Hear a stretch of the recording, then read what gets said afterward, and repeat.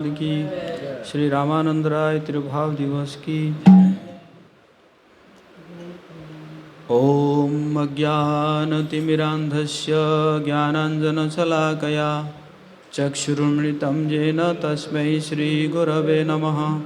श्रीचैतन्यमनोभीष्टं स्थापितं येन भूतले स्वयं रूप कदा मह्यं ददाति स्वपदान्तिकम्।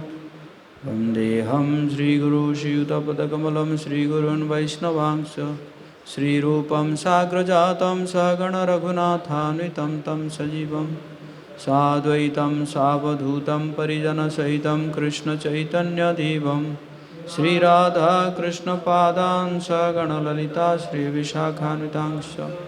हे कृष्णा करुणा सिन्धु दीनबन्धु जगत्पते गोपेश गोपिका कांत राधा कांत नमस्तुते। तप्त कांचन गौरांगी राधे वृंदावनेश्वरी वृषभानुसुते देवी प्रणमामि हरिप्रिय। वाञ्छाकल्पतरुभ्यश्च कृपा सिन्धुभ्येव च पतितानां पावनेभ्यो वैष्णवेभ्यो नमो नमः।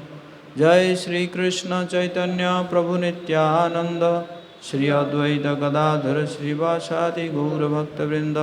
हरे कृष्णा कृष्णा कृष्णा हरे हरे राम राम राम हरे। नमो विष्णुपादाय कृष्णपृष्ठाय भूतले श्रीमते भक्तिवेदांत स्वामिनिति नामिने। नमस्ते सरस्वती देवी गौरवाणी प्रचारिणी निर्विशेष शून्यवादी पाश्चात्य देशतारिणी।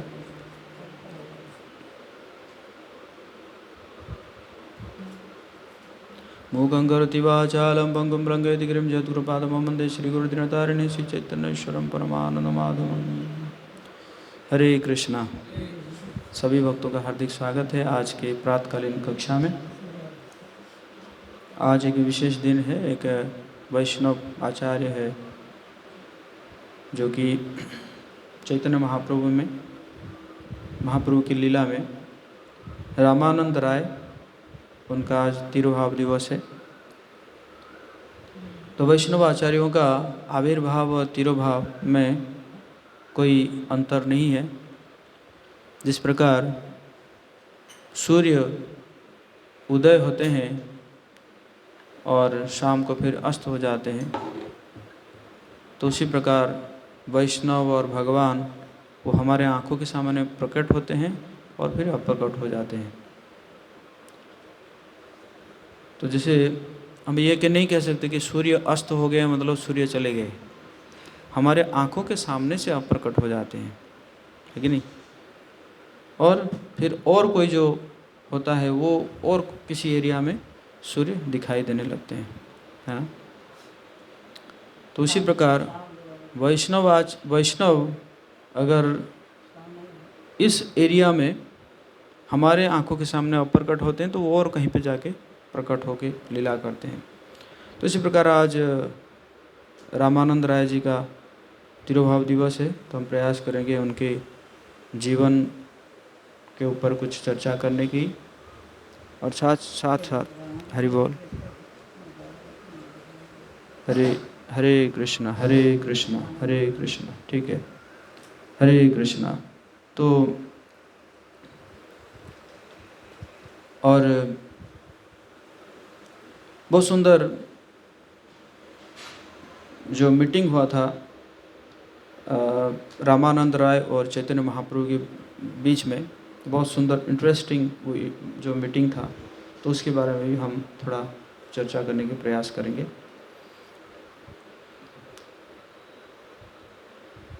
तो ये जो रामानंद राय है, चैतन्य महाप्रभु में सभी भगवान चैतन्य महाप्रभु तो खुद स्वयं कृष्ण है, और कृष्ण लीला में जितने भी भगवान जी के पार्षद थे सभी आते हैं भगवान जी के लीला में भाग लेने के लिए।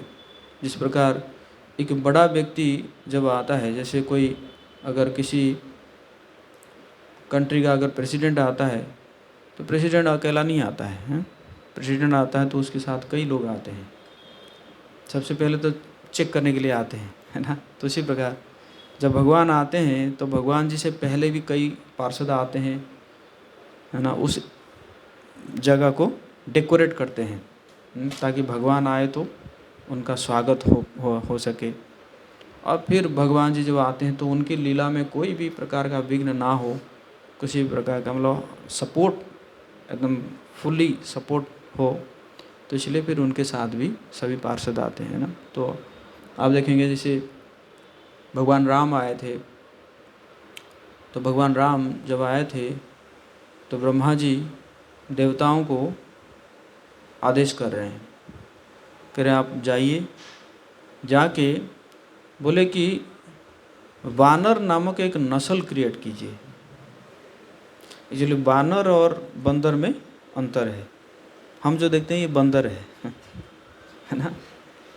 तो वानर बोले कि ये जो मतलब गंधर्व और बंदर को लेकर एक ऐसा नस्ल क्रिएट कीजिए, क्योंकि क्या ना रावण बोला था मैं सबके हाथ से मरूंगा, किसी के हाथ में नहीं मरूंगा, और बानर और जो क्या बोलते हैं मनुष्य, ये मेरा क्या बिगाड़ सकते हैं, ये तो हमारे खाने का चीज़ है कि नहीं। मनुष्य और बानर है ना, या बंदर, ये तो हमारे खाने की चीज़ है। तो इसीलिए भगवान राम आए मनुष्य रूप में और बंदर को उसने वो किया था। तो इसीलिए ब्रह्मा जी ने कहा एक ऐसा नस्ल क्रिएट कीजिए, ताकि क्या होगा कि वो जो है कभी बड़ा भी हो सकते हैं, कभी छोटा भी हो सकते हैं, कभी अपने आप को छुपा भी सकते हैं, कभी दूर दूर तक उड़ भी सकते हैं, छलांग लगा सकते हैं, बड़ा बड़ा छलांग लगा सकते हैं। तो इसीलिए तो सभी देवताओं जो है वो ऐसे ही नस्ल क्रिएट किए, और अरबों खरबों ऐसे बानर जो है क्रिएट हो गए, है ना। एक बार रावण जो सुन रहा था कि कितना है तो उसका एक मंत्री जाके बताता है एक बात बताइए, मतलब ऐसे उसको सुनाता है कि आप तो मतलब यूनिट उसको बताता है कि आप बताइए 10 से 10 गुना कितना होता है, जो बता 100 होता है, 100 से 10 गुना करने कितना होता है, कहता है 1000 होता है। इसी प्रकार आगे बढ़ता है, अरब खरब ऐसे करके पद्म पे चला जाता है। फिर उसी में भी कहता है कि 1 करोड़ पद्म जो क्या होता है, और उसके बाद एक समय में जैसे कहता है कि इतना है बानर का संख्या, रावण कहता है कि पानी लाओ मुझे पानी चाहिए, मतलब इतना संख्या था। और मजे की बात था कि युद्ध में जितने भी मरे थे बानर, जब युद्ध खत्म हो गया तो ब्रह्मा जी आए के पूछे कि मैं आपको और क्या सहायता कर सकता हूँ। भगवान बोले जितने मरे हैं ना सबको फिर इनका जीवन दे दीजिए, जान दे दीजिए। तो वे सारे बानर फिर एज इट इज उठ गए, है कि नहीं। जबकि रावण के पास जितने भी असुर थे वो मर गए, है कि नहीं। जो भी है, तो कहने का मतलब है इसी प्रकार जब भगवान आते हैं तो कई पार्षदों को लेकर आते हैं। तो इसी प्रकार जब भगवान चैतन्य महाप्रभु आते हैं तो उनके साथ भी सारे पार्षद आते हैं। वही जो रामानंद राय है, ये राधा रानी की सखी है, विशाखा सखी, वो आते हैं रामानंद राय के रूप में आते हैं। तो चैतन्य महाप्रभु जो है उन्होंने जब साउथ इंडिया जा रहे थे, वैसे बहाना किए उन्होंने कि मैं अपना बड़ा भाई को ढूंढना चाहता हूँ, क्योंकि उनका बड़ा भाई भी संन्यास ले लिए थे, विश्वरूप, और उनका नाम पड़ा था शंकरानन्य ऐसे करके पड़ा था। तो उसी बहाने से जाते हैं कि मैं जाता हूँ अपना भाई को ढूंढने जाता हूँ। तो इसी प्रकार वो जब निकलते हैं, और जब निकल के सबसे पहले महाप्रभु पहुँचते हैं कुर्म क्षेत्र में। साउथ इंडिया में कुर्म क्षेत्र है, जहाँ पे कुर्म भगवान जी का एक वो है विग्रह है। कुर्म समझ रहे हैं ना, कछुआ, टॉर्टोइस। भगवान जब टॉर्टोइस के रूप में आए थे, जब समुद्र मंथन लीला हुआ था, तो मंदार पर्वत को लेकर आ गए देवता और असुर, आके समुद्र को मंथन करना है। तो जैसे ही रखे और मंथन क्या करेंगे, वो तो दबे जा रहा है वो तो नीचे चले जा रहा है। तो उसको बेस चाहिए, क्या करे क्या करे। देवता और असुर बड़े रोते थे, है कि नहीं। जैसे जो है वासुकी नाग को जो है वो कर दिया गया, बांध दिए। तो एक समय में वासुकी नाग के मुंह से जो है वो जहर निकला अब रोने लगे, क्या करे, अब क्या अमृत ले, तो जहर निकल रहा है ना। तो जो भी है, तो मंदार पर्वत को कोई बेस चाहिए था, तो इसलिए भगवान जो है खुद कछुआ के रूप में अवतार लिए और कछुआ बन के भगवान नीचे रहे और मंदार पर्वत जो है उनके पीठ के ऊपर रखा गया। और जैसे चलाते थे तो भगवान जी को ऐसा लगता था कि जैसे मुझे मेरा कोई खुजली कर रहा है मंदार पर्वत को। हमारे एक महाराज कहते हैं कि जो लोग क्लेम करते हैं कि हम भगवान हैं, तो उनको भी ऐसे करना चाहिए। उनको कहना कि तुम सो जाओ, हम तुम्हारे ऊपर कुछ एक पत्थर लिख के कम से कम, भगवान तो पूरा मंदार पर्वत को है ना धारण किए थे, तो आपके ऊपर भी ऐसे एक पत्थर रख के हम है ना चलाए, कैसा लग रहा है आपको, आपको खुजली हो रहा है कि कैसा लग रहा है कि नहीं। तो वो जो कुर्म है, जो भगवान जो कछुआ अवतार बने तो उनका एक विग्रह है, मतलब वो जगह का भी नाम कुर्म क्षेत्र है और विग्रह का नाम भी कुर्म है। और वहाँ पे एक कुर्म ब्राह्मण भी थे। तो कुर्म ब्राह्मण जो है वो महाप्रभु का बहुत सेवा करते हैं, उनको उनके चरण धो के जो है पानी पीते हैं, उनकी सेवा करते हैं।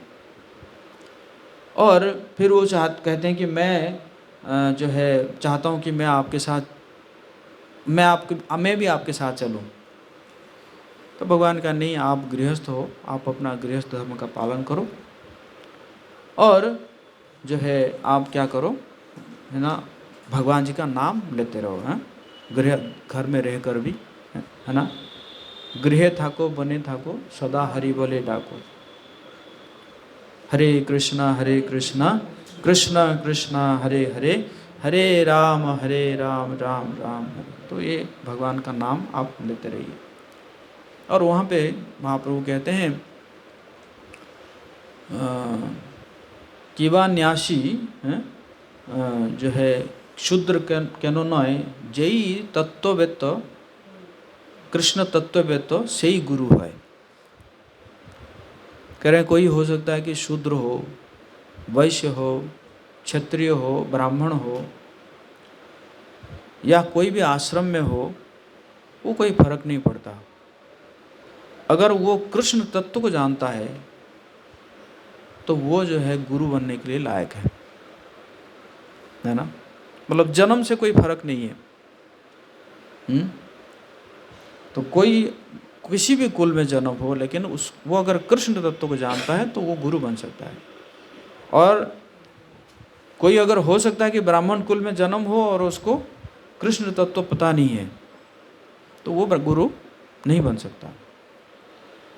तो इस प्रकार महाप्रभु जो है वहाँ पे कह के फिर जाते हैं। महाप्रभु जो है वासुदेव दत्त से मिलते हैं।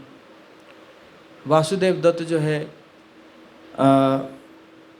वो बहुत ही मतलब दयालु, ऐसे जो है उनके अंदर करुणा था। उनको बीमारी हुआ था, कोढ़ का बीमारी हुआ था। मतलब जो उनके शरीर में पूरा घाव होता था, पूरा शरीर में घाव, और उस घाव में कीड़े होते थे। और कभी अगर वही कोई कीड़ा अगर नीचे गिर जाता था तो क्या करते थे, फिर वापस लाके उस घाव में रख देते थे। मतलब उनको ऐसा दया था कि जो है वो कीड़ा नीचे गिरेगा तो कोई दबा देगा, मर जाएगा। मतलब इससे उनके अंदर करुणा था। तो जब महाप्रभु मिलते हैं और महाप्रभु ज़बरदस्ती जाते हैं उनको आलिंगन करने के लिए, वो नहीं चाहते कि नहीं है ना महाप्रभु का शरीर गंदा हो जाएगा, लेकिन फिर भी महाप्रभु ज़बरदस्ती जाके उनको क्या करते हैं, आलिंगन करते हैं। और जैसे ही आलिंगन करते हैं उनका सारा बीमारी ठीक हो जाता है और वो जो है बहुत सुंदर एक बन जाते हैं, मतलब बहुत हैंडसम है ना, बन जाते हैं। तो एक तो उनको दुख होता है कि अरे मेरे शरीर जो जो कीड़ा थे वो कीड़ाओं का क्या हुआ, ये दुख होता है। फिर कहते हैं कि फिर सोचते हैं कि महाप्रभु आपने तो ऐसा कर दिया, लेकिन बहुत गड़बड़ होगा इसमें। क्यों? क्योंकि सभी लोग मुझे पूजा करने लगेंगे, कि यही कहेंगे कि ये इनको जो है महाप्रभु आलिंगन किए थे और इनका जो है क्या हो गया है, इनके शरीर में बीमारी चला गया है। तो एक तो मेरा प्रसिद्धि बढ़ जाएगा, मेरा यश बढ़ जाएगा, और दूसरा है कि आपने मुझे सुंदर बना दिए हैं, तो इससे भी मुझे घमंड आएगा। तो महाप्रभु कहते हैं कि ऐसा नहीं होगा जब तक आप जो है विनम्र भाव से इस मंत्र को जपते रहेंगे, हरे कृष्णा कृष्ण कृष्ण हरे हरे, हरे राम राम राम हरे हरे। तो इसी प्रकार जो है महाप्रभु फिर वहाँ से आगे बढ़ते हैं। तो आगे बढ़ते हैं तो जब जगन्नाथपुरी से महाप्रभु जो है निकले थे साउथ इंडिया की ओर, तो उसमें से जो सार्वभौम भट्टाचार्य थे, जो जगन्नाथ मंदिर के जो हेड पुजारी थे, उन्होंने कहा था कि आप जा रहे हैं साउथ इंडिया, तो वहाँ पे क्या करना है, रामानंद राय से मिलना। तो रामानंद राय उस समय, जो अभी तो चेन्नई हो गया है, उस समय माड्रास था, तो माड्रास का गवर्नर थे। तो बोले कि उनसे मिलना, और वो जो है बहुत उच्च कोटि के वैष्णव है। तो महाप्रभु जो है थोड़ा सा, हालांकि जाना था उनको सीधा, लेकिन थोड़ा सा वो टर्न होके पहुँचते हैं, ये वहाँ पे राजमुंद्री पहुँचते हैं। राजमुंद्री जो है देखेंगे वो वाइजैक से पहले पड़ता है, तो राजमुंद्री में पहुँचते हैं और कावेरी नदी में स्नान करते हैं। तो वो नहीं शायद कावेरी नहीं, गोदावरी नदी है, गोदावरी नदी के तट पर। तो वहाँ पहुँचने के बाद फिर वो नदी में स्नान करने के बाद महाप्रभु स्नान घाट से कुछ ही दूर गए और कृष्ण के पवित्र नाम का कीर्तन करने लगे। उस समय बाजे गाजे के साथ पालकी पर चढ़कर रामानंद राय वहाँ स्नान करने के लिए आए। रामानंद राय के साथ वैदिक सिद्धांतों का पालन करने वाले अनेक ब्राह्मण थे। रामानंद राय ने वैदिक रीति से स्नान किया और अपने पितरों को तर्पण किया। वैसे जो गोदावरी नदी है, उस गोदावरी नदी को भी एक बार श्राप मिला था। तो गोदावरी नदी में 12 साल में कोई एक व्यक्ति स्नान कर सकता है, मतलब उसको ऐसे मिला है कि, और बाकी समय में कोई स्नान नहीं कर सकता। और बाकी समय में स्नान करेगा तो उसका पाप बढ़ जाएगा, मतलब पाप धुलेगा नहीं। तो 12 साल में एक बार उसका स्नान निकलता है। तो ऐसे समय होगा जहाँ पे उन्होंने जो है स्नान किए और महाप्रभु पहचान गए कि ये जो है रामानंद राय। तो महाप्रभु का मन हुआ कि उनके साथ मिले, क्योंकि देखा जाए तो महाप्रभु कौन है, वो कृष्ण और राधा रानी है, और जो रामानंद राय हो कौन है, वो विशाखा है। तो इसी कारण जो है क्या होता है कि उनका मन होता है मिलने के लिए। यद्यपि श्री चैतन्य महाप्रभु का मन उनके पीछे दौड़ रहा था, किंतु वे धैर्यपूर्वक बैठे रहे। तब रामानंद राय इस अपूर्व सन्यासी को देखकर उनसे मिलने आए। मन तो कर रहा था मिलने के लिए, लेकिन अच्छा नहीं है ना कि सन्यासी है और जा रहे हैं एक गवर्नर से मिलने के लिए, तो अच्छा नहीं है। तो इसलिए वो थोड़ा सा इंतज़ार कर गए। तो रामानंद राय देखे कि अपूर्व सन्यासी, अद्भुत सन्यासी है, तो आए मिलने के लिए। श्री रामानंद राय ने देखा श्री चैतन्य महाप्रभु 100 सूर्य के समान कांतिवान है। उन्होंने केसरिया वस्त्र पहन रखा था और उनका शरीर विशाल तथा सुदृढ़ था और उनकी आंखें कमल की पंखुड़ियों जैसी थी। तो इस प्रकार जो है महाप्रभु का वर्णन हो रहा है, रूप का वर्णन हो रहा है। तो उसके बाद क्या हुआ, जब रामानंद राय ने इस अद्भुत सन्यासी को देखा तो वे आश्चर्यचकित रह गए। वे उनके पास गए और तुरंत भूमि पर दंडवत गिरकर उन्हें सादर नमस्कार किया। महाप्रभु खड़े हो गए और उन्होंने रामानंद राय से उठने तथा कृष्ण नाम का कीर्तन करने के लिए कहा। श्री चैतन्य महाप्रभु उनका आलिंगन करने के लिए अत्यंत उत्सुक थे। तब महाप्रभु ने पूछा कि क्या आप रामानंद राय हो? तो उन्होंने उत्तर दिया, हाँ, मैं आपका तुच्छ दास हूँ और शूद्र जाति का हूँ। मतलब अगर किसी कोई इतने बड़े पोस्ट में है, गवर्नर है, मद्रास का गवर्नर है उस टाइम में, है ना, तो उनको पूछा जा रहा है तो क्या हाँ आप ये नहीं जानते मैं गवर्नर हूँ यहाँ का है कि नहीं, मैं गवर्नर हूँ, मेरा नाम ये है, हैं? आजकल जो भी PhD वगैरह हो जाता है तो स्पेशली स्ट्रेस दे के बोलते हैं डॉक्टर। बस मेरे पास कई लोग आते हैं, मतलब अब अगर मैं नाम सेव करूँ ना तो स्पेशल कहते हैं लिखिए ना डॉक्टर, लिखिए ना डॉक्टर, पहले डॉक्टर लिखिए है कि नहीं। लेकिन यहाँ पे हम देखते हैं कि रामानंद राय महाप्रभु को क्या कह रहे हैं। महाप्रभु पूछ रहे हैं क्या आप रामानंद राय है? तो कह रहे हैं कि हाँ, मैं आपका तुच्छ दास हूँ। I am just a menial servant of yours. और फिर क्या कह रहे हैं, शूद्र जाति का हूँ, है ना, मतलब अपने आप को एकदम तुच्छ मानना।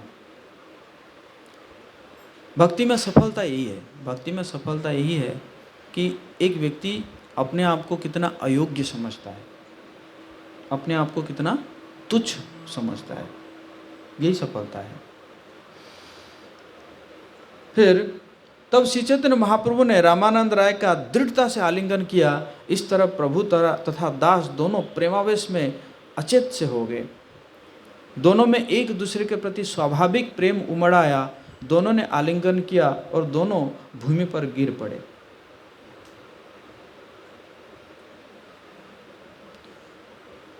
एक दूसरे को आलिंगन करते समय उनमें स्तंभ, स्वेद, अश्रु, कंप, पुलक, वैवर्ण्य ये उनके लिए नेचुरल है। क्यों? क्योंकि एक जो है राधा रानी है और दूसरे कौन है, विशाखा है। तो उनके लिए, हमारे लिए नहीं, हमारे अंदर तो ऐसा नहीं आएगा, बस थोड़ा सा आलिंगन कर लिया बस हो गया, है कि नहीं, हमारे अंदर ऐसा नहीं आएगा। तो उनके लिए नेचुरल है क्योंकि बहुत दिनों के बाद मिल रहे हैं ना। स्तंभ, स्वेद, अश्रु, कंप, पुलक, वैवर्ण्य ये भाव लक्षण प्रकट हो आए। उनके मुखों से रुक रुक कर कृष्ण शब्द निकल रहा था। कृष्णा कृष्णा कृष्णा दोनों बोल रहे थे। जब रूढ़िवादी कर्मकांडी वैदिक ब्राह्मणों ने इस प्रेम आवेश के प्राकट्य को देखा तो वे आश्चर्यचकित रह गए। वे सारे ब्राह्मण इस प्रकार विचार करने लगे। तो उनके साथ जो ब्राह्मण आए थे, वैदिक ब्राह्मण, वो सोच रहे भाई ये क्या हो रहा है, हमारा ये गवर्नर है और एक सन्यासी को आलिंगन कर रहे हैं और रो रहे हैं लेकिन नहीं, उनको पच नहीं रहा था ये बात। हैं? तो क्या सोचे वो लोग, हम देख रहे हैं इस सन्यासी में ब्रह्म जैसा तेज है, किंतु यह समाज के चौथे वर्ण के एक शूद्र का आलिंगन करके रो क्यों रहा है। बोलो ये सन्यासी है और ये क्या है, ये शूद्र है। तो एक सन्यासी जो है शूद्र को पकड़ के रो क्यों रहा है, मतलब उनको समझ में नहीं आ रहा। उन्होंने सोचा ये रामानंद राय तो मद्रास का गवर्नर है, प्रकांड पंडित और गंभीर व्यक्ति है, किंतु इसे सन्यासी का स्पर्श करके ये पागल व्यक्ति की तरह व्याकुल हो उठा है। सिर्फ वो भी नहीं रो रहा है, ये भी रो रहा है कि नहीं? जब सारे ब्राह्मण श्री चैतन्य महाप्रभु एवं रामानंद राय के कार्यों को के विषय में इस प्रकार सोच रहे थे, तो श्री चैतन्य महाप्रभु ने इन बाहरी ब्राह्मणों को देख लिया, अतएव उन्होंने अपने दिव्य भाव को रोक दिया। महाप्रभु समझ गए कि यहाँ पे अच्छा नहीं है ना, है कि नहीं? यहाँ पे इस प्रकार के भाव पकड़ करना अच्छा नहीं है। तो फिर जो है तो जब दोनों का मन स्थिर हो गया तो दोनों बैठ गए और महाप्रभु कहने लगे, सार्वभौम भट्टाचार्य ने आपके सारे अच्छे गुण मुझसे बतलाए हैं और उन्होंने मुझे प्रभावित करने का भरसक प्रयास किया कि मैं आपसे मिलूं। कह रहे हैं कि मैं जब आ रहा था पुरी से तो सार्वभौम भट्टाचार्य आपके अच्छे गुणों के बारे में बताए हैं और उन्होंने कहा कि मैं आपसे मिलूं। निसंदेह मैं यहाँ आपसे मिलने के लिए आया हूँ। अच्छा हुआ कि बिना प्रयास के आपसे यहाँ भेंट हो गई।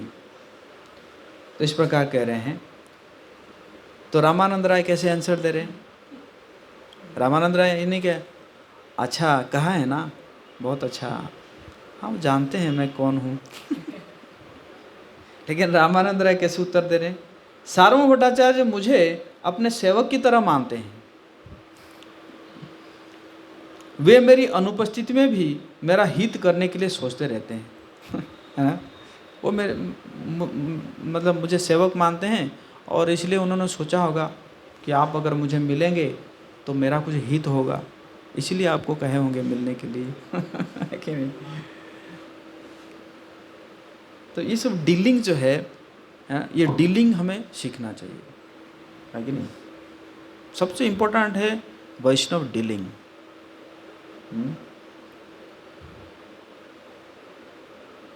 आप कितना भी जो है व्रत कर रहे हैं, तपस्या कर रहे हैं, लेकिन आपका अगर ये डीलिंग ठीक नहीं है ना, तो फिर वो ज़्यादा प्रभावी नहीं है। उनकी कृपा से मुझे यहाँ पर आपका दर्शन प्राप्त हुआ है। फलतः मैं मानता हूँ आज मेरा मनुष्य जन्म सफल हो गया। मैं देख रहा हूँ कि आपने सार्वभौम भट्टाचार्य पर विशेष कृपा की है, अतएव आपने मेरा स्पर्श किया। यद्यपि मैं अस्पृश्य हूँ, यह आपके प्रति उनके प्रेम के कारण है। आप साक्षात पूर्ण पुरुषोत्तम भगवान नारायण हैं और मैं भौतिकतावादी कार्यों में रुचि रखने वाला केवल एक सरकारी नौकर हूँ। निसंदेह मैं शूद्रों में भी सबसे नीच हूँ। आपको इस वैदिक आदेश का भी भय नहीं है कि आपको शूद्र का संग नहीं करना चाहिए। यद्यपि वेदों में शूद्रों की संगति करने का निषेध किया है, किंतु आपको मेरा स्पर्श करने में कोई घृणा नहीं हुई है। तो कह रहे हैं कि वो तो सार्वभौम भट्टाचार्य की कृपा है, आपने क्या किया है, मुझे, है ना, मुझे स्पर्श किया है या मुझे मेरे ऊपर कृपा कर रहे हैं। और वेदों में क्या बताया गया है?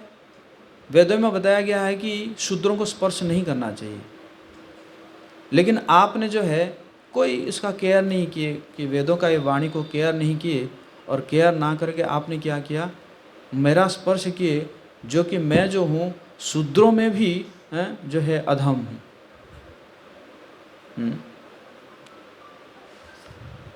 है कि नहीं? तो इसका ये प्रमाण है कि आप साक्षात भगवान हैं। है कि नहीं? जब आपने इसको केयर ना करके मुझे स्पर्श किए हैं, आप स्वयं साक्षात पूर्ण पुरुषोत्तम भगवान हैं, अतएव आपके प्रयोजन को कोई नहीं समझ सकता। यह आपकी कृपा है कि आप मेरा स्पर्श कर रहे हैं। यद्यपि वेदों के द्वारा इसकी अनुमति नहीं है, वेदों में अनुमति नहीं है कि सन्यासी जो है शूद्र को स्पर्श करे, और आप अगर मुझे स्पर्श किए हैं, आलिंगन किए हैं, इसका मतलब ये प्रमाण हो गया कि आप साक्षात परमेश्वर है, आप भगवान हैं।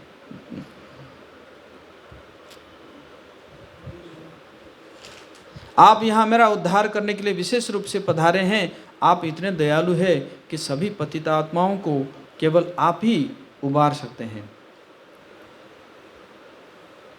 सारे संत पुरुषों का यह सामान्य कार्य है कि वे पतितों का उद्धार करते हैं, इसलिए वे लोगों के घरों में जाते हैं, यद्यपि वहाँ उनका कोई निजी कार्य नहीं रहता। संत पुरुष घर में अगर जाते हैं तो किस लिए जाते हैं?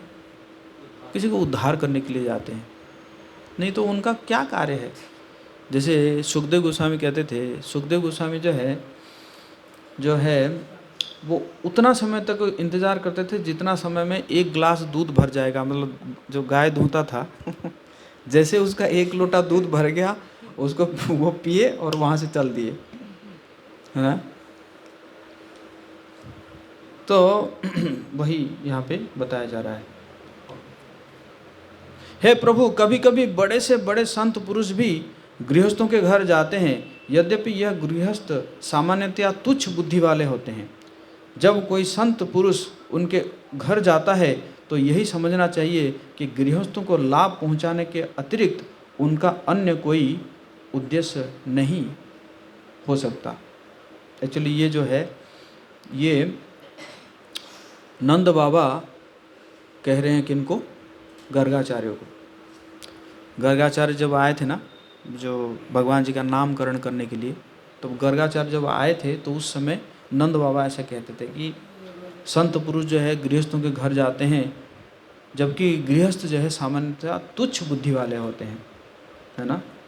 तो संत पुरुष अगर घर जाते हैं तो यही समझना चाहिए गृहस्थों के लाभ पहुंचाने के अतिरिक्त उनका अन्य कोई उद्देश्य नहीं रहता, है ना। मेरे साथ ब्राह्मणों को मिलाकर लगभग 1000 व्यक्ति है और उन सबके हृदय आपके दर्शन से दबीभूत हो चुके हैं। कृष्ण कृष्ण नामो सुनी सबार बदने, सबार अंग पुलकित अश्रु नयने। मैं हर व्यक्ति को कृष्ण नाम का कीर्तन करते हुए सुन रहा हूँ। प्रत्येक व्यक्ति का शरीर भाव से पुलकित है और हर एक की आंखों में आंसू है। ऐसे रामानंद राय कह रहे हैं कि मेरे साथ, उनके साथ कितना, हजारों ब्राह्मण आए थे। हे मान्यवर, आप अपने शारीरिक लक्षणों तथा स्वभाव से पूर्ण पुरुषोत्तम भगवान हैं। सामान्य जीवों में ऐसे दिव्य लक्षणों के मिलना जो है असंभव है। तो फिर महाप्रभु भी ऐसे नहीं कह रहे हैं कि हाँ हाँ आप सही कह रहे हैं, मैं पूर्ण पुरुषोत्तम भगवान हूँ है कि नहीं? है कि नहीं? सही कहा आपने, है? लेकिन महाप्रभु क्या कह रहे हैं? हे महोदय, आप सर्वोच्च भक्तों के शिरोमणि हैं, अतएव आपके दर्शन से हर एक का हृदय द्रवित हुआ है, मेरे कारण नहीं, क्योंकि आप महाभागवत है ना, है कि नहीं? और कह रहे हैं कि मैं क्या बोलूँ, मैं तो खुद जो है क्या है, कह रहे हैं कि मैं तो खुद मायावादी सन्यासी हूँ महाप्रभु कह रहे हैं, है ना, मैं तो मायावादी सन्यासी हूँ और मैं अभक्त हूँ। महाप्रभु कह रहे हैं मैं मायावादी सन्यासी हूँ और मैं अभक्त हूँ, किंतु आपका स्पर्श पाने मात्र से मैं भी कृष्ण प्रेम के सागर में तैर रहा हूँ, दूसरों का तो क्या कहना है ना, सी हाउ, है ना, कितना मतलब विनम्रता है, इवन भक्त और भगवान दोनों, है कि नहीं? सार्वभौम भट्टाचार्य ये जानते थे कि ऐसा होगा और इसलिए मेरे अत्यंत कठोर हृदय को शुद्ध करने के उद्देश्य से उन्होंने मुझे आपसे मिलने के लिए कहा है। इस तरह दोनों एक दूसरे के गुणों की प्रशंसा करते रहे और दोनों ही एक दूसरे को देखकर अत्यंत प्रसन्न थे। तो फिर जो है महाप्रभु समझ गए कि इस समय है ना चर्चा करना ठीक नहीं है, तो इसलिए फिर महाप्रभु को कोई एक ब्राह्मण आया निमंत्रण करने के लिए, तो महाप्रभु उनका निमंत्रण स्वीकार किए और करते करते महाप्रभु बस इतना कह के गए कि मैं आपसे भगवान कृष्ण के विषय में सुनना चाहता हूँ, मेरा मन ऐसा चाहता है, अतः मैं आपके दर्शन फिर से करना चाहता हूँ, मैं चाहता हूँ आपके मुख से मैं कृष्ण कथा सुनूँ, ऐसे महाप्रभु कह रहे हैं, है ना। तो फिर जो है रामानंद राय ने कहा ठीक है, जो आप तो मुझे शोधन करने के लिए आए हैं और तो आप जो है 5-7 दिन यहाँ पे रुक जाइए और मेरे दूषित मन को शुद्ध कर दे। तो इस ऐसे कह के तो है जो है फिर वो चले जाते हैं। तो फिर दोबारा रामानंद राय आते हैं। तो बहुत सुंदर ये यहाँ पे वार्तालाप होती है। देखा जाए तो भगवत गीता में क्या है, भगवत गीता में अर्जुन प्रश्न पूछते हैं और भगवान उत्तर देते हैं, लेकिन यहाँ पे उल्टा है, भगवान प्रश्न पूछेंगे और भक्त उत्तर देंगे रामानंद राय। और बड़े इंटरेस्टिंग क्या है कि भगवान भगवत गीता में जो संदेश दिए हैं उसको कहेंगे कि दिस इज एक्सटर्नल, यहो बाह्य, ये है ना। तो श्रील प्रभुपाद जी यहाँ पे जो है परपट लिखते हैं कि एक्चुअली ये जो है, ये जो एहो बाह्य कह रहे हैं, ओहो बाह्य कह रहे हैं, वो क्या है, एक स्टेज है, भक्ति का स्टेज है ना। जैसे स्टेज में कर्म मिश्र भक्ति आता है, फिर उसके बाद फिर ज्ञान मिश्र भक्ति आता है ना।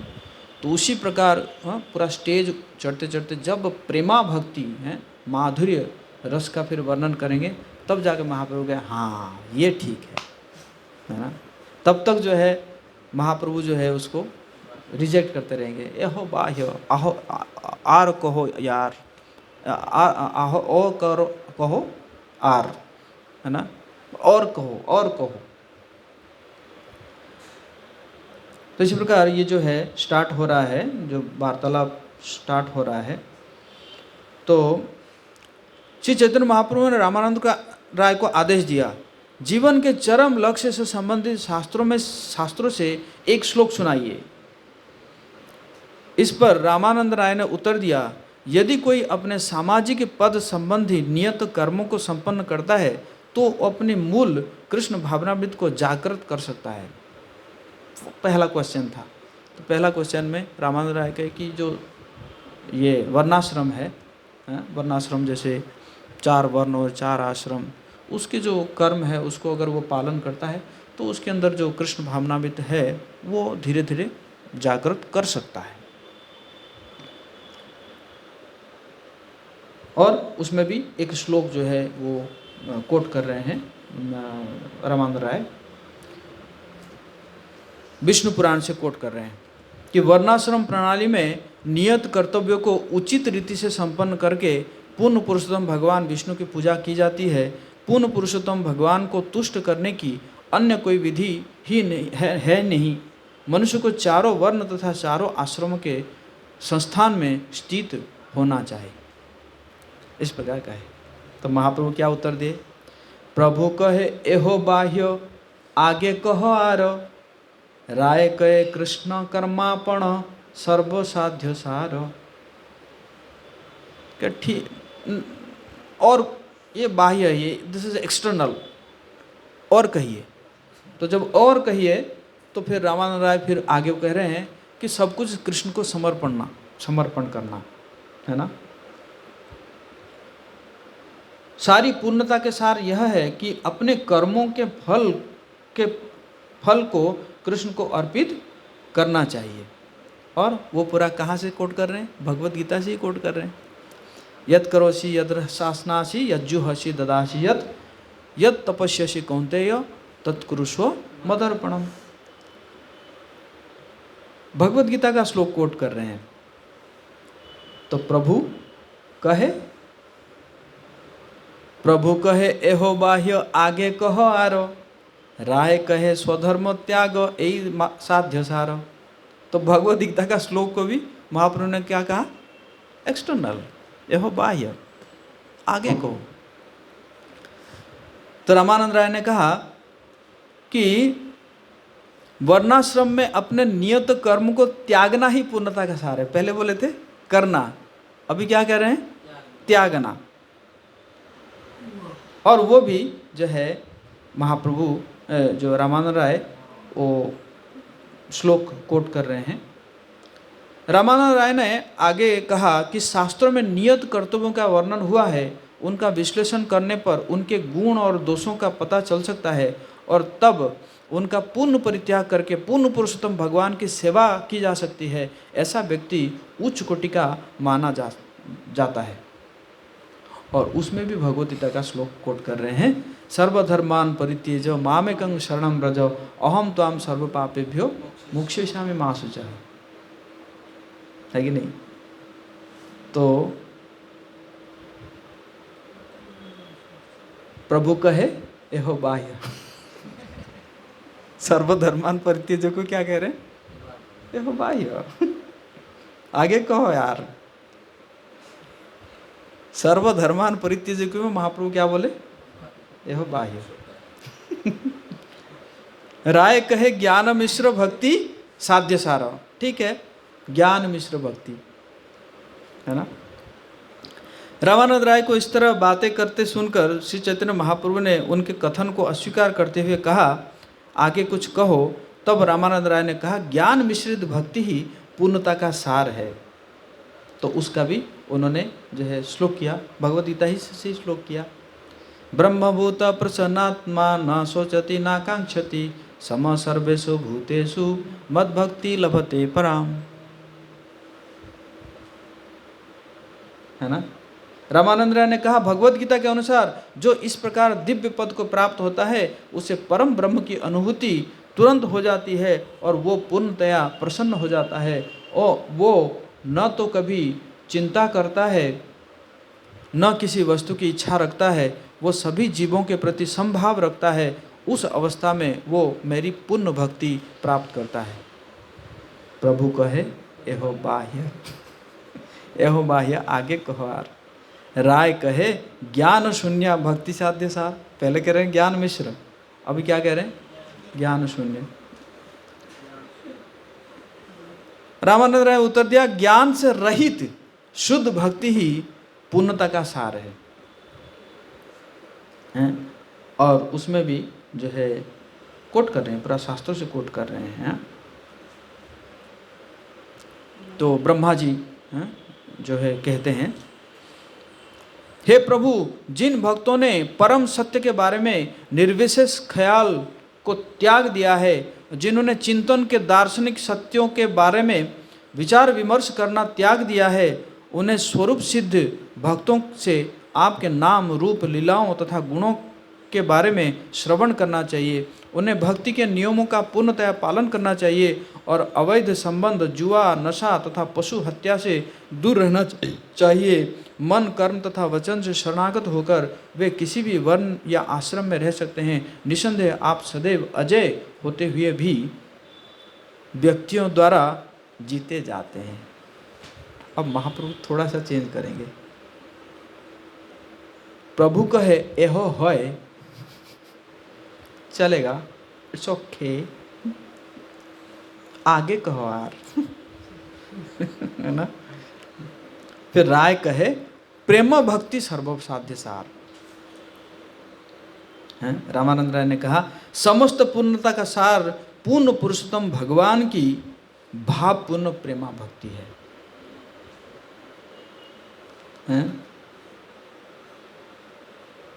तो फिर उसमें भी जो है रामानंद राय एक श्लोक कोट कर रहे हैं कि जब तक पेट में भूख और प्यास है तब तक विविध प्रकार के खाद्य पेय पदार्थों से मनुष्य अत्यंत सुख का अनुभव करता है। इसी तरह जब शुद्ध प्रेम से भगवान की पूजा की जाती है तो उस पूजा के दौरान किए गए विभिन्न कार्यकलापों से भक्त के हृदय में दिव्य आनंद जागृत होता है। सैकड़ों हजारों जन्मों के पुण्य कर्मों से भी कृष्ण भावनामृत शुद्ध भक्ति प्राप्त नहीं की जा सकती। इसे तो केवल एक मूल्य पर उसे प्राप्त करने की उत्कट लालसा से प्राप्त की जा सकती है। यदि यह कहीं भी उपलब्ध हो सके तो उसे तुरंत ही खरीद लेनी चाहिए।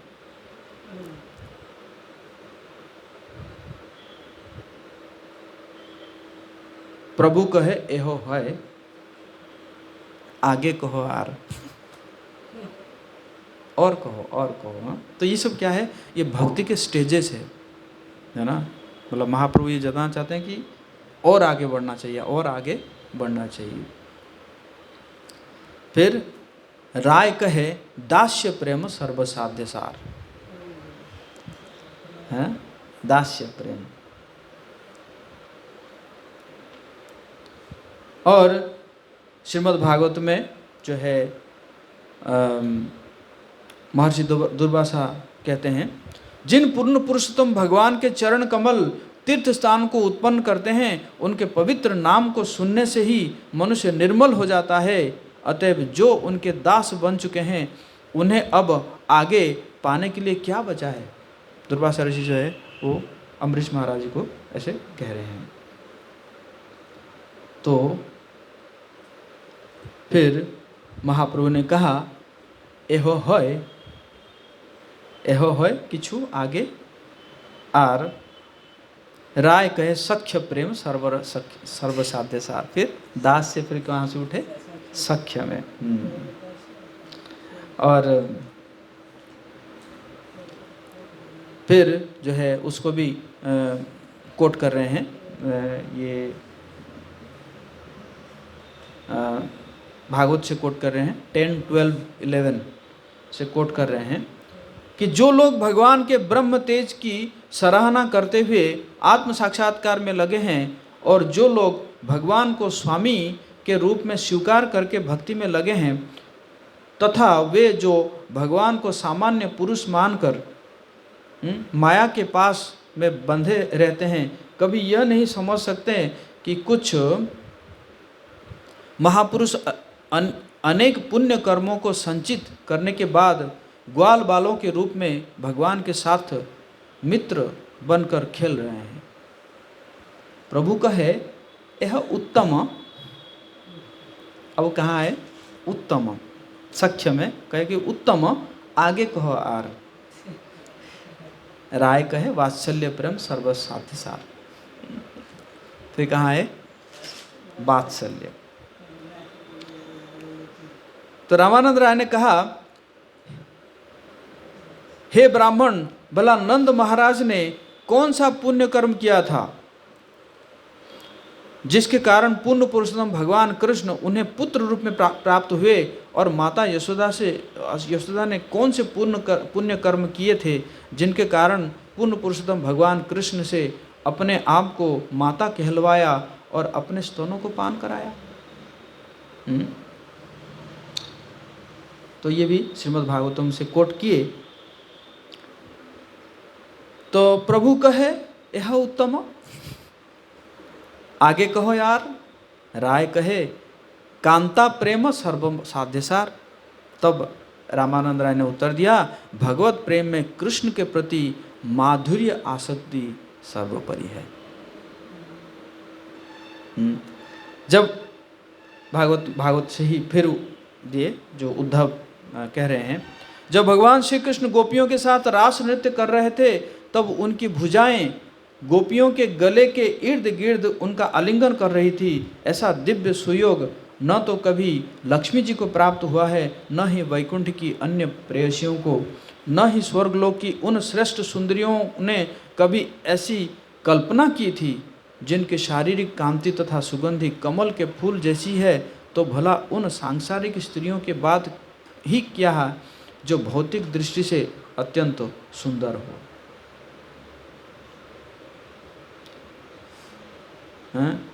फिर गोपियों के बारे में बता रहे हैं। गोपियों की विरह भावनाओं के कारण कृष्ण पीतांबर पहने, फूलों की माला धारण किए, एकाएक उनके बीच में प्रकट हो गए। उनका कमल मुख मुस्कुरा रहा था और वे कामदेव के मन को भी आकृष्ट करने वाले थे। और कृष्ण की कृपा प्राप्त करने के अनेक साधन तथा विधियां हैं। अब उन सारी दिव्य विधियों का अध्ययन सापेक्ष महत्व के दृष्टि से किया जाएगा। यह सच है कि भगवान के साथ जिस भक्त का जैसा भी संबंध है वही उसके लिए सर्वोत्तम है, किंतु तो भी जब हम विभिन्न विधियों का अध्ययन तटस्थ होकर करते हैं तो हम समझ सकते हैं कि प्रेम की उच्च तथा निम्न कोटियां होती है। और इसमें प्रभुपाद जी बहुत बड़ा परपड़ दिए हैं। और तो इस प्रकार जो है रामानंद राय कह रहे हैं, एक के बाद एक रसों में अधिकाधिक प्रेम का अनुभव होता है, किंतु सर्वोच्च स्वाद वाला प्रेम तो माधुर्य रस में ही प्रकट होता है।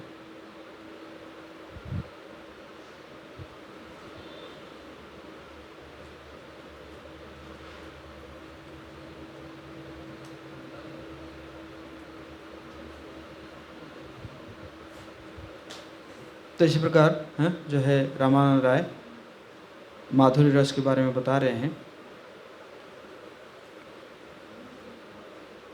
और बहुत लंबा बता रहे हैं है ना।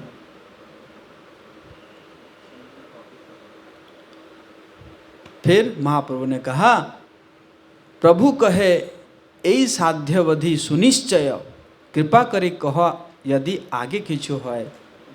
जरूर जरूर ये बेस्ट है, और कुछ अगर है आपके पास तो आप बोल सकते हैं है ना। रामानंद राय ने उत्तर दिया, आज तक मैं इस भौतिक संसार में ऐसे किसी व्यक्ति को नहीं जानता था जो भक्ति की इस पूर्ण अवस्था के आगे क्या है इसके बारे में पूछ सके। और रामानंद राय कहते गए, गोपियों के प्रेम व्यापार में से कृष्ण के प्रति श्रीमती राधा रानी का प्रेम सर्वोपरि है। निसंदेह श्रीमती राधा रानी की महिमा का बखान सभी प्रामाणिक शास्त्रों में उच्च स्तर पर हुआ है। जिस तरह श्रीमती राधा रानी श्री कृष्ण को परम प्रिय है, उसी तरह उनका स्नान स्थान राधा कुंड भी उन्हें प्रिय है। सारी गोपियों में श्रीमती राधा रानी सर्वोच्च है और कृष्ण को अत्यंत प्रिय है ना। तो माधुर्य रस में भी सबसे उच्च कौन हो गए? श्रीमती राधा रानी। हाँ, गोपियाँ परस्पर बात करते हुए कहा, हे सखियों, जिस गोपी को कृष्ण अपने साथ एकांत स्थल में ले गए हैं, उसने भगवान की पूजा दूसरे सब की अपेक्षा अधिक की होगी, जो कि राधा रानी है। वैसे श्रीमद् भागवत में कहीं पर राधा रानी का नाम नहीं है उल्लेख, बस यही है कि वही गोपी है ना, है ना। तो इसी प्रकार ये सुंदर वार्तालाप हुआ था रामानंद राय और चैतन्य महाप्रभु के बीच में। आगे भी कह रहे हैं, प्रभु कहे आगे कहो, सुनीते पाई सुखे, अपूर्वा अमृत नदी बहे तुम्हारा मुखे। महाप्रभु कह रहे हैं, बोलते जाइए, मुझे आपकी बातें सुनकर परम सुख हो रहा है, क्योंकि आपके मुख से अद्वितीय अमृत की नदी बह रही है। तो इस प्रकार जो है और भी आगे बता रहे हैं, तो हम यहीं पे विराम देंगे। हरे कृष्णा कृष्णा कृष्णा हरे हरे, हरे राम राम राम हरे हरे। जय श्री रामानंद राय की, जगत गुरु श्रील प्रभुपाद की, श्रीमान चैतन्य महाप्रभु की, चैतन्य चैतामृत की, गौर सीतानाथ प्रेम।